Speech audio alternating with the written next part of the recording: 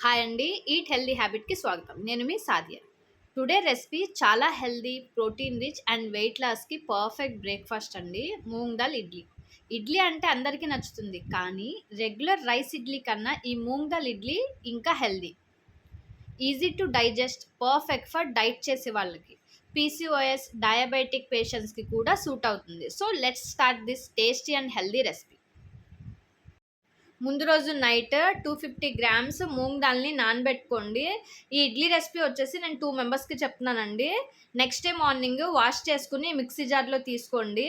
1 inch అల్లం ముక్క, 2 పచ్చిమిర్చి వచ్చేసి మీ స్పైస్కి తగ్గట్టు తీసుకోండి.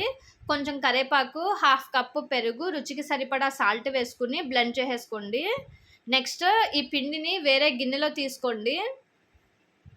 ఈ పిండిలోకి ఆవాలు, ఇంగువతో తాలింపేసానండి. ఆవాలు half tea spoon, oil 1 tea spoon తీసుకున్నాను.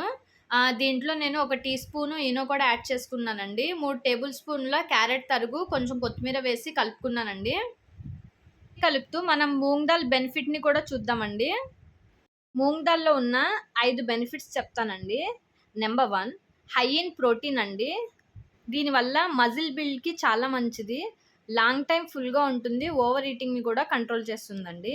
నెంబర్ 2 వచ్చేసి low in calories and fat అండి. సో దీనివల్ల ఏమవుతుందంటే వెయిట్ లాస్‌కి perfect, very light and stomach, heavy feeling కూడా ఉండదు మీకు. నెంబర్ 3 ఈజీ డైజెస్టబుల్ అండి. అంటే పెద్దవాళ్ళు, కిడ్స్‌కి కూడా చాలా మంచిదండి. పీసీఓఎస్, థైరాయిడ్, గ్యాస్ ఉన్న వాళ్ళకి కూడా ఇవి తీసుకోవచ్చు. నెంబర్ 4 వచ్చేసి రిచ్ ఇన్ ఫైబర్. కాన్‌స్టిపేషన్‌ని తగ్గిస్తుంది. డైజెషన్‌ని కూడా ఇంప్రూవ్ చేస్తుందండి.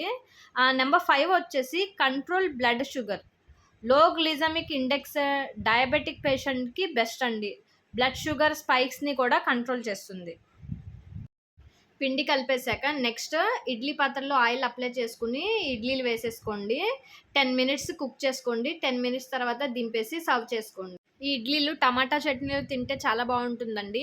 టమాటా చట్నీ కూడా ఎలా ప్రిపేర్ చేయాలనేది మీకు చెప్తాను నేను. ముందుగా 3 టమాటాలు తీసుకుని కట్ చేసుకోండి. 2 పచ్చిమిర్చి కూడా కట్ చేసుకోండి. ఒక చిన్న ఉల్లిపాయ సన్నగా కట్ చేసుకోండి. ప్యాన్లో 1 టీ స్పూన్ ఆయిల్ వేసుకుని ప్యాన్ అంతా స్ప్రెడ్ చేయండి. కట్ చేసిన టమాటాలు పాన్ మీద వేసేసుకోండి.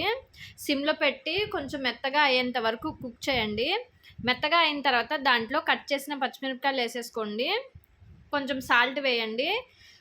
కట్ చేసిన ఉల్లిపాయలు, జీలకర్ర, వెల్లుల్లిపాయలు కూడా దాంట్లో వేసేసి మూత పెట్టేసి సిమ్‌లో ఒక 2 మినిట్స్ కుక్ చేయండి. 2 మినిట్స్ తర్వాత మూత తీసేసి కొంచెం చూసుకోండి. మెత్తగా అయిపోయిన తర్వాత స్టవ్ ఆఫ్ చేసేయండి. చల్లారిన తర్వాత మిక్సీ జార్‌లో వేసుకుని బ్లెండ్ చేసేసుకోండి. అంతేనండి, మన టమాటా చట్నీ రెడీ అయిపోయింది. నేను నెక్స్ట్ వీడియోలో అసలు ఆయిల్ వాడకుండా టమాటా చట్నీ ఎలా చేయాలనేది నేను నెక్స్ట్ వీడియోలో పెడతానండి.